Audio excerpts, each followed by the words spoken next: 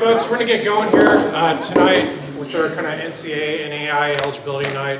My name is Bill Massey. I'm the CT coordinator for our district, and I work at the high school as our college and career counselor.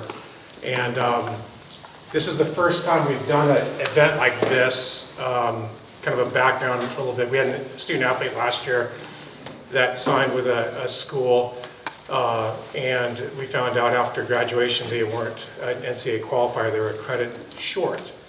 And so this summer we were enrolling this athlete in the summer school classes and got him eligible, and he's off and running at his college right now. And so after that happened, I wanted to make sure nothing like that ever happened again. So I kind of reached out to Dave Hood, who runs our Athletic Directors Association, asked Hoodie if any athletic directors around the state had put on a presentation like this, and to reach out to all the old guard, and nobody said they did this. I was like, there's got to be a school that does this.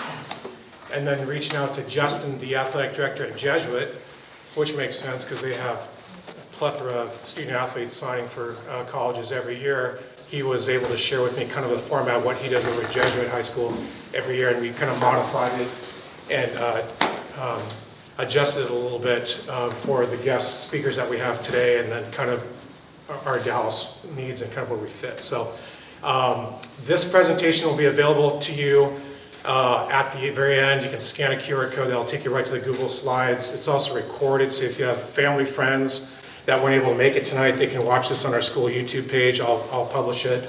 And then at the conclusion of the evening, you'll be able to leave with some resources, whether you're looking at NCAA schools, Division I, II, or III, or NAIA schools. So, our Dallas High School counseling staff that we have, not everybody's in attendance, but our counseling staff is composed of Christy Woolner, Kayla Ferris, Dennis Meisner is right there behind you sitting down. Christy, are you here? Not yet, okay. Rachel Gillens, Alexis Page, who isn't here. Jenny White's our graduation coach and handles our Dragon Academy, our online program. Ron Snively is our athletic director. Ron will also put this presentation or link for it on our athletic page as well. So, and then our university officials that are here, we have Emmeline Goodman from Oregon State University Compliance. We have Justin Crosswhite from Western Oregon University. We have Leslie Shevlin from Willamette University, and we've got Bill Pilgrim from Corbin University. So we've got our NAIA and Division I, II, and III representatives on hand to kind of answer questions at the very end when we do a Q&A. So, okay, so tonight's overview. We'll talk about academic grade lists, what your freshmen, sophomores, juniors, and seniors need to do in order to be eligible when they graduate from Dallas High School, because a Dallas High School graduate or diploma does not automatically make you eligible to compete at the NAIA or NCAA level. We'll talk about what is the NCAA and NAIA as a governing body, the Eligibility Center, how to access it, and those resources. We'll talk about admissions a little bit from the standpoint of if you're getting recruited for football, you're not sure if you can get into that school, your coach may be able to do what's called an early read and work with the admissions program to see if you have a good chance of getting in before you spend a lot of time on the admission process. We'll talk about the differences between NAIA and NCAA. We'll talk very briefly about community college levels and that organization. Everything's gone to kind of a full equivalency model instead of the old head count scholarships. We'll get into that a little bit, how things are changing, the ever-changing landscape of college athletics with transfer portal and NIL. It's totally different than it was back in the day. Our colleagues will talk about the recruiting processes involved and how your student is going to have to decide on if that school's the right fit and what does that look like. Is it more athletic-based, academic-based? Do they have the majors and the programs that your athletes into? Do you want to basically be a Division I athlete and not be owned, but the commitment's a lot higher than it would be at a Division III school? And I've had 3 kids go to all 3 of those levels, and I've seen it from a parent perspective of how much time they have to put in, and from changing class schedules to not being able to attend school on a Thursday because it's a heavy training day. It can be kind of crazy. And then your school counselors can help with that process of getting them eligible for NCAA and NAIA. Your coaches will help you with that recruiting process. Matter of fact, Yesterday I sent out 6 emails for a cross-country track athlete of ours. Got 4 emails back, talked to the coach at BYU yesterday, had a real good discussion. So your coaches will do that for their athletes, and then we'll kind of chat about other recruiting avenues. And then we'll do a Q&A session at the very end where you can ask anything to our panel of university guests. So, okay. Okay, the NCAA. National Collegiate Athletics Administration, the governing body of basically those Division I, II, and III schools. You can kind of take a look up here how big the NCAA is. Division I's got 363 schools. Division II's got 314 schools, and Division III has 438 schools. Just in Oregon and Washington, I believe Western's the only Division II school, is that right? Then we have Seattle Pacific University, Western Washington. Okay, Western Washington. Okay. I was thinking football. Football is the only one. Yeah. Okay. Division III schools, we have quite a few schools in Oregon and Washington. I mean, 9 in total. 9 in total. Okay. And then Division I schools, obviously we have Oregon State, Oregon, and then Portland State as well, and then the Washington schools. And then NAIA is another organization, National Association of Intercollegiate Athletics. Quite a few NAIA schools. Bill in the state of Oregon, 4? 6 in Oregon. 6, okay. 9 And in Washington? Oregon and Washington. Okay, total, okay. Closest one is Corbin, and just a few miles away. 83,000 athletes compete in NAIA schools. They do award a lot of money. Not all the NCAA schools can give out money, but I believe all the NAIA schools can. And so you've got that kind of mixture with NCAA and NAIA, and then NAIA hosts 28 national championships. Okay, eligibility centers. Back in the day, they were called clearinghouses. That is the website for the NCAA clearinghouse. When you go onto that website, the first thing is, so you want to play college sports. And it's going to give you an option to click on 3 different things. And one is the amateurism profile, I think. Yeah. Amateurism only. Amateurism only. And then there's a student profile one. So one is going to talk about basically you're a Division I or Division II type prospect, recruit, and you're going to have to click on that one. That'll be the first one. Then there's a second one that's amateurism only, and that's going to be for your Division III schools. And then there's a profile page that you're going to click on, and that's like if you're not in high school yet and you're still kind of exploring, it's a free page. The other 2 pages, basically the first and second option, do cost money. We'll kind of get into that in a second. Division I requirements, 2.3 minimum GPA in core classes. We'll talk about those core classes and what that means.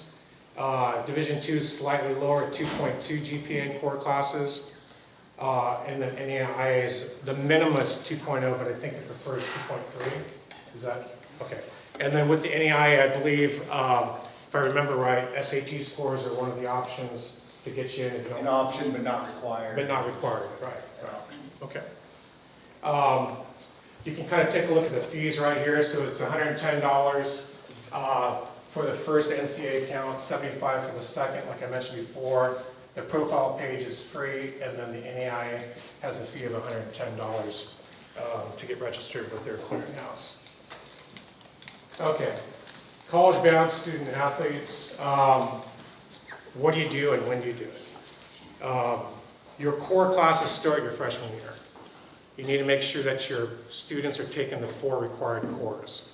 And so here's what is a core? For 9th grade, it's credit of English, credit of math, credit of science, and then credit of social science or some other science, and you've got 4 credits your freshman year. Okay? This is repeated throughout their 4-year course in a progressive nature. So you're not going to, you take math 101, say if we had a 101, we don't, but 101, 102, 103, 104. So you keep progressing by taking those 4 classes as you develop and get through from your freshman year to your senior year. So you're graduating with 16 core classes, so when they take your average GPA, it's not going to be out of weight training 1, weight training 2, fitness for life. That's not a core class. It's going to be out of your math, your English, your sciences, your social sciences, and so on and so forth. Okay.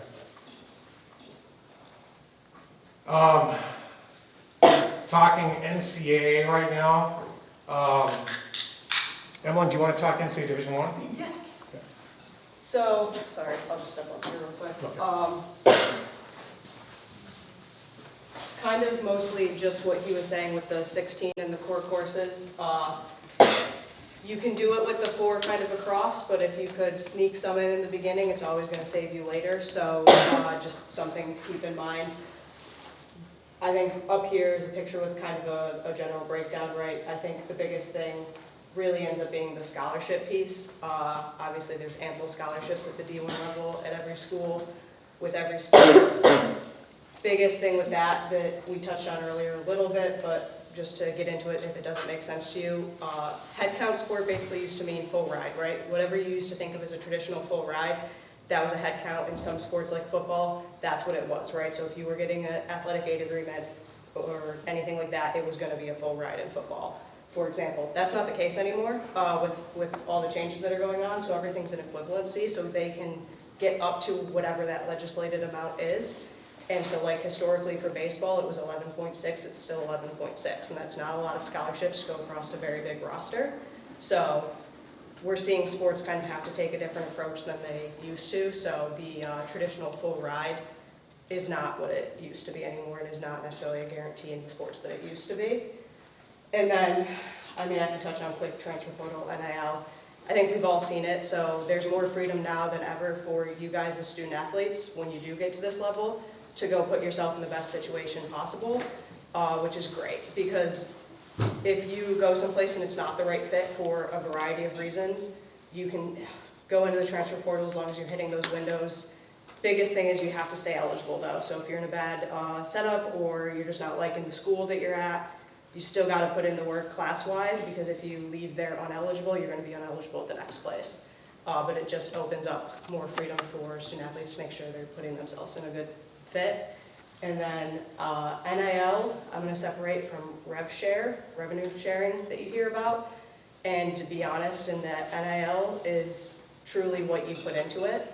I've seen student athletes be very successful in the NIL space that are not your starters, your stars, your big name people that you're thinking of, because they put in a lot of work into the social media, the influencing. They put themselves out there because they want to be, and they want to be making that money. And I've seen starters and stars of teams struggle in the NIL space because they don't really like to do that, so they don't really know what to do. So I think NIL gets a little bit of a misnomer in that it's something that you're just going to kind of get for showing up, and that's not the case. It's kind of a third job being added on almost to an already busy load. So that's just something to keep in mind. Is that Yeah. Justin, Division II differences? Yeah, so in terms of scholarships, so the equivalency model, essentially, like when I describe this to families, I think of it as like, say, like men's basketball, we're allowed a 10.0 equivalency. So that team is going to have those 10 scholarships essentially divided evenly, or not necessarily evenly, but essentially at Division II, nobody's on a full ride scholarship. But what's special about Western Oregon in particular is that maybe a student athlete is getting a $5,000 scholarship. You have an opportunity, if you qualify for Pell Grant, to also get your Pell Grant. You can apply for various scholarships. We have a deadline of March 30th or March 1st at Western Oregon for types of scholarships where you write essays and everything. And when you package all that together, a lot of our student athletes who get on that early, get on recruiting early, talk to their coaches, they can get the majority or like a good portion of their tuition paid for, and then be on the hook for, say, like their dorms, other fees like that. So in terms of pricing, Western can be pretty affordable when you get on that early, talk to coaches early. And then circling back to Eligibility Center, just to comment on that, one thing we always tell our student athletes is to, once you get to the end of your junior year, you're being actively recruited by a Division II institution, to make sure your counselor submits a transcript to the Eligibility Center. That allows them to review it early. So it's like a checks and balances. You have your counselors who are looking at your transcripts verifying that you're on track for those 16 core credits. You have the NCAA who will review it. They'll check the boxes on every class that counts towards those. And then that NCAA school, so that'd be like the compliance staff or your coaches would also review that. So it's the 3 people, and it helps the situation where student athletes 1 credit shy not be a thing. So just say to get on that early in order to, then you would need the academic and amateurism account as a incoming freshman at the Division II level too. So that's the $110 fee on that. NCAA asks that high school kids get it before their junior year, apply for the amortization. Yeah. We recommend you get it by the end of your junior year. This is what we recommend if you're seriously considering competing in college. You don't have to get it. I mean, in order to sign an aid agreement at D2, like you need to have that. You need to have your account paid for and fully registered. You can still obviously have conversations with coaches before you pay for that. But yeah, we always recommend by the end of your junior year at the latest. You could start it, say, at the beginning of your junior year, but at the end, you're like, for sure you want to be a college athlete, you start that process and pay that. Transfer students as well need it if they don't have it. Yeah, transfer students, if you've been at a, say, like a JUCO for a full year, you only need to pay that for the amateurism only account, which is usually the cheaper. It's the $70, $75 option. So you can save $30 on not doing the double certification. I'll actually add on that really quick. For D1, you're actually going to be paying for that account far earlier because before you can step on campus for an official visit, you have to have a paid account because we have to put you on something called an institutional request list. If you don't, you're not going to be able to come on that visit. So those timings look different depending on what level of kind of recruiting you're seeing.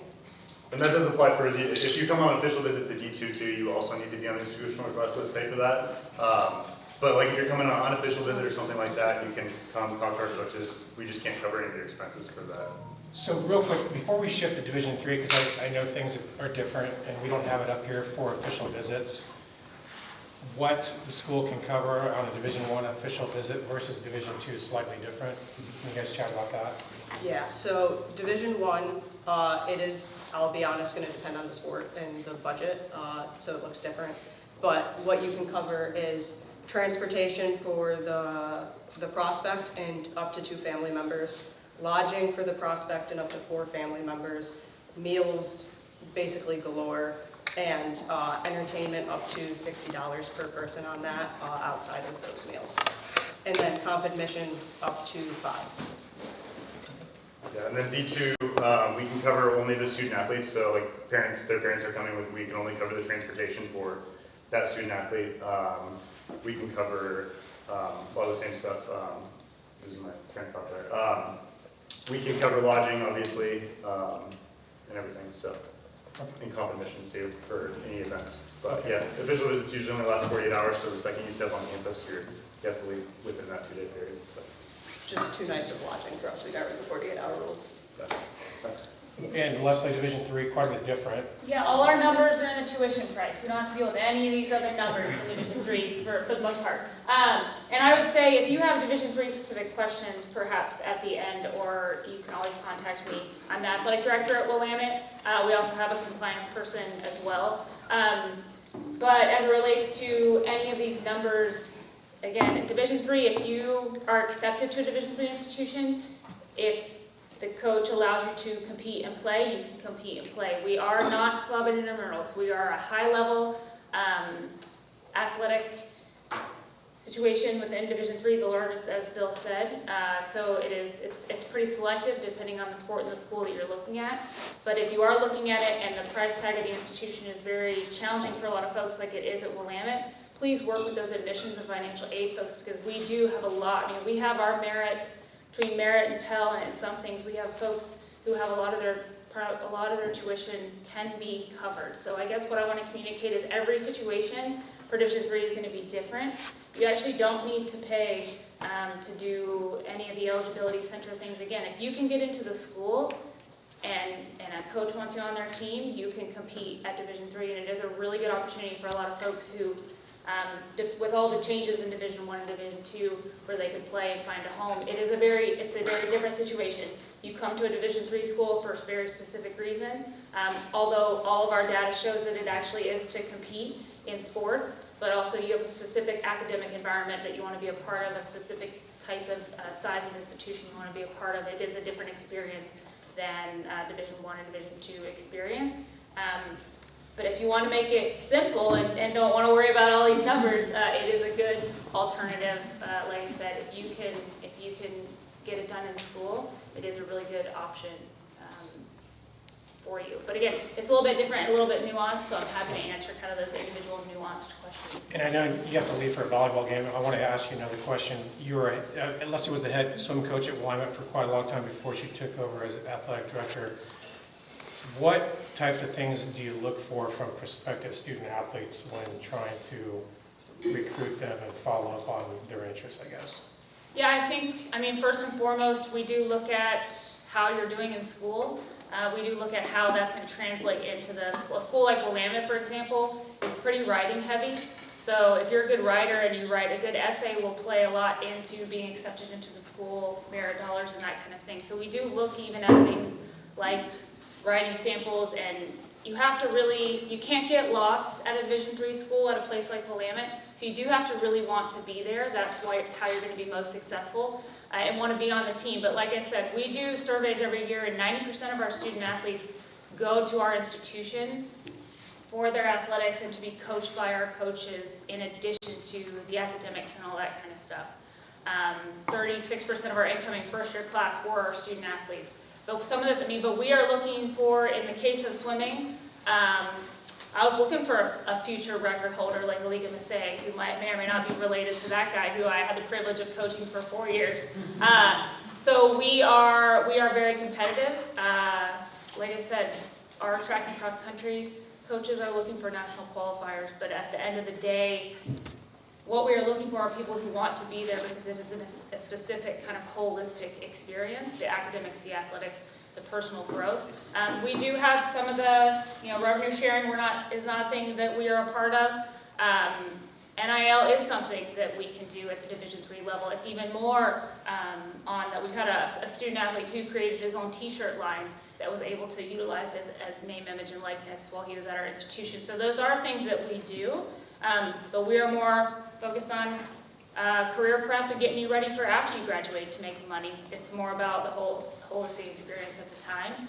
But we are competitive, and that is our goal. Competitive excellence is one of our top goals. So it's just in a different, kind of a little bit of a different way. But a lot of our coaches will have certain spots they want to fill, and they will recruit certain times they want to hit and that kind of thing, depending on the sport, and that is how they will recruit. But first and foremost, what do the academics look like as it relates to getting into school? And is it the right place for you?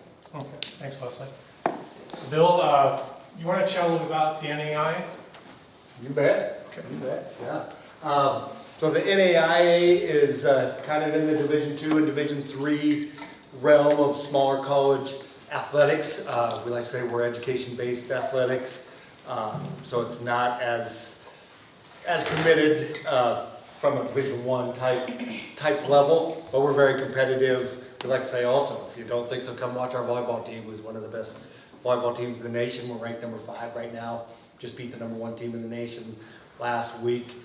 Very competitive to where it's all about the experience. It's all about the fit and the experience. You need to look at the type of school, the size of the school, the competitive level, and everything about the experience that you're going to have. I was an NAIA athlete. I had two of my children were NAIA athletes and had great small college competitive experiences where they were at. We fit a little closer from the financial model to the Division II because we can offer scholarships. Kind of like what he said, very rarely are athletes getting a full ride athletic scholarship. But we have a lot of different combinations of academic and merit and need-based and grant, and then we can also add in some athletic scholarships. Each sport is allowed a certain number of scholarships by the NAIA and can be divided however the coach sees fit.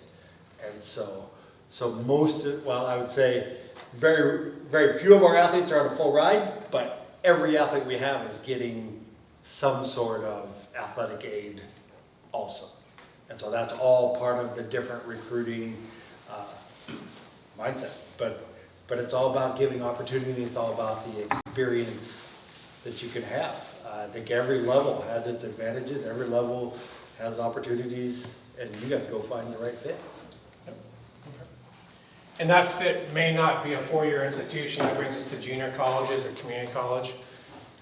We had a couple baseball players that I met with a few years ago that said, hey, they said, I want to do a trade program, I want to go to Chemeketa. And so they ended up going into a trade program and doing the community college route and playing at Chemeketa.